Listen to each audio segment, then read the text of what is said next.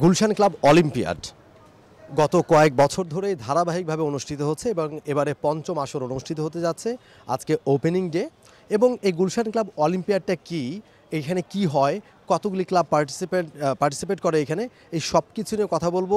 এর আগে প্রত্যেকটা আসরেই যিনি অর্গানাইজিং কমিটির চেয়ারম্যান হিসেবে দায়িত্ব পালন করেছেন এবং এবারে অ্যাডভাইজার হিসেবে দায়িত্ব পালন করছেন ওয়াহিদুজ্জামান তমাল, তার কাছ থেকে একটু জানবার চেষ্টা করব। তমাল ভাই, এবারে পঞ্চম আসর অনুষ্ঠিত হচ্ছে গুলশান ক্লাব অলিম্পিয়াড এবং এবার আমরা দেখলাম বেশ উৎসাহ উদ্দীপনা এবং অনেকগুলো ক্লাব পার্টিসিপেট করছে। যদি একটু এটার ব্যাকগ্রাউন্ড একটু বলেন আমাদের। ব্যাকগ্রাউন্ড তো আপনি বললেন যে 2019 আমরা স্টার্ট করেছিলাম, সেই সময় থেকে এখন অনেক বড় আকারে হচ্ছে। আমি 3টা অলিম্পিয়াডের চেয়ারম্যান হিসেবে করেছিলাম এবং সেটারই ধারাবাহিকতা ধরে আজকে পঞ্চম আসরের অনুষ্ঠিত হতে যাচ্ছে।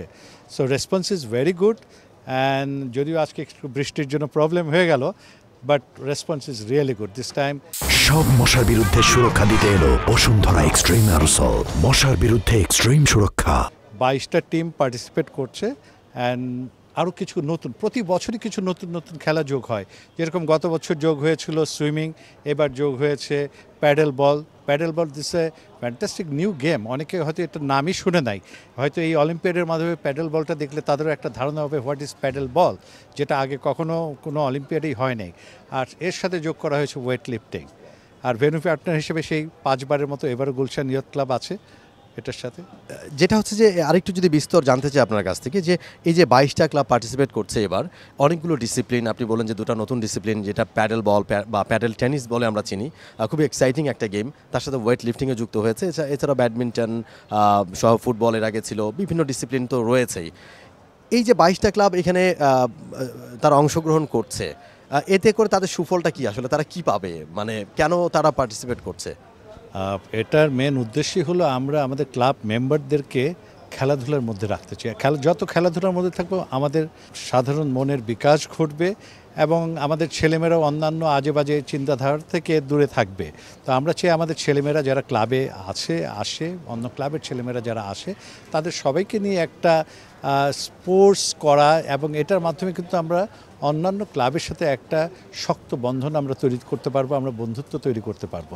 দ্যাট ইজ দ্য মেন উদ্দেশ্য। 2019-এ যখন আমরা এটা শুরু করেছিলাম, তখন আমাদের আইডিয়া ছিল অনেকগুলো ক্লাব আছে কিন্তু কারোর সাথে আমাদের সেভাবে যোগাযোগ নেই।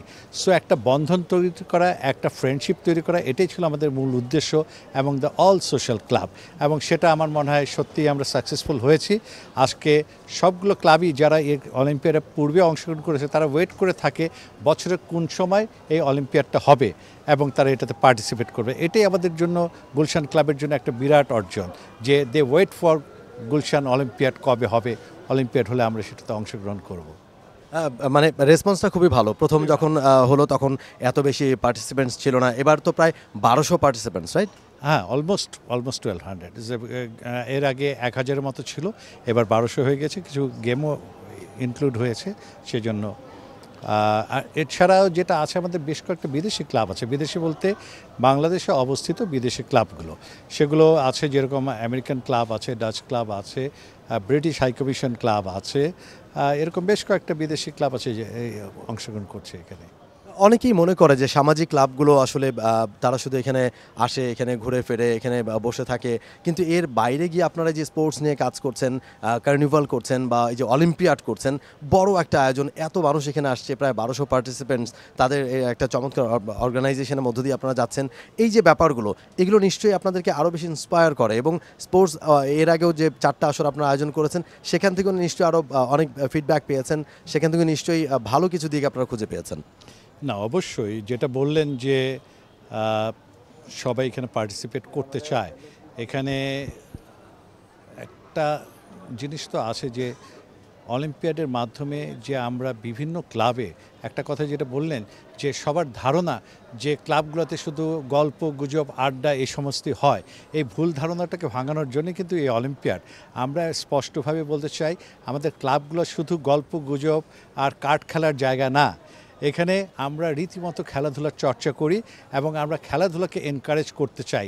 আমরা চাই আমাদের ক্লাবগুলোর থেকে যাতে এই খেলাধুলার এই আয়োজনের মাধ্যমে যাতে এখান থেকেও আমাদের ন্যাশনাল লেভেলে প্লেয়াররা যেতে পারে। বাকি ক্লাবগুলো কতটা ইন্সপায়ার্ড হচ্ছে আসলে? মানে এর আগে আমরা দেখেছি ঢাকার বাইরের ক্লাবও পার্টিসিপেট করেছে, গতবারও ছিল, এবং বাকি ক্লাবগুলোর মধ্যেও নিশ্চয়ই একটা উন্মাদনা তৈরি হয়েছে বা তারাও ইন্সপায়ার্ড হচ্ছে এরকম আয়োজন করার জন্য। না, অবশ্যই যেটা বললাম যে যারা পার্টিসিপেট আগে করেছে এখন করছে, সবাই কিন্তু অপেক্ষা করতে থাকে যে কখন গুলশান ক্লাব অলিম্পিয়াডটা আসবে, আমরা পার্টিসিপেট করব। এবার যেরকম সিলেট থেকে ক্লাব আসছে, চিটাগাং থেকে 2টা ক্লাব আসছে, ওদিকে নারায়ণগঞ্জ ক্লাব আসছে, তো বাইরের থেকে আমরা বেশ ভালো রেসপন্স পাচ্ছি যে এই অলিম্পিয়াডের জন্য, এবং আমরা আশা রাখবো ভবিষ্যতে আরও অন্যান্য ক্লাবরা এটাতে জয়েন করবে। একেবারে শেষ দিকে এসছি, গত কয়েকটা বারই আমরা দেখেছি একটা ভ্যানু সংকট। আপনাদের নিজস্ব আসলে কোনো ভ্যানু নেই, গুলশান ইয়ুথ ক্লাবকে আপনাদের ব্যবহার করতে হয় ভ্যানু হিসেবে, সেক্ষেত্রে একটা জায়গারও কথা আমরা শুনছিলাম। সেই ব্যাপারে আসলে কতটা অগ্রসর হয়েছেন আপনারা, বা সেই ব্যাপারে কতটা এগিয়েছেন? গুলশান ইয়ুথ ক্লাব, হ্যাঁ, আমরা প্রথম অলিম্পিয়াড থেকেই গুলশান ইয়ুথ ক্লাবকে আমরা ভেন্যু পার্টনার হিসেবে নিয়ে আসি, অ্যান্ড বর্তমানে আমি গুলশান ইয়ুথ ক্লাবের প্রেসিডেন্ট, এবং আমরাও ভেন্যু পার্টনার হিসাবে গুলশান ইয়ুথ ক্লাব গুলশান ক্লাবের সাথে থাকতে পেরে সত্যি তারাও গর্বিত, কারণ এটা 2টা ক্লাবই গুলশানে অবস্থিত, এবং we compliment each other. Gulshan ক্লাবের কোনো কিছুর প্রয়োজন হলে আমরা হাত বাড়িয়ে দিই, ওনাদের কোনো কিছু আমাদের কাছে লাগলে আমরা দিই, আমাদের কোনো কিছু ওনাদের কাছে লাগলে ওনারা এগিয়ে আসেন আমাদেরকে হেল্প করার জন্য। So we are very good relation the Gulshan club and Gulshan youth club. Gulshan ক্লাবের ভেন্যু সেভাবে ক্রিকেট ভেন্যু বা ফুটবল ভেন্যু না থাকলেও এটা নিয়ে তারা খুব একটা বেশি না, তারা জানে যে হাত বাড়ালেই আমরা গুলশান ইয়ুথ ক্লাবকে কাছে পাচ্ছি। দারুণ চমৎকার বলেছেন, থ্যাংক ইউ সো মাচ আপনাকে।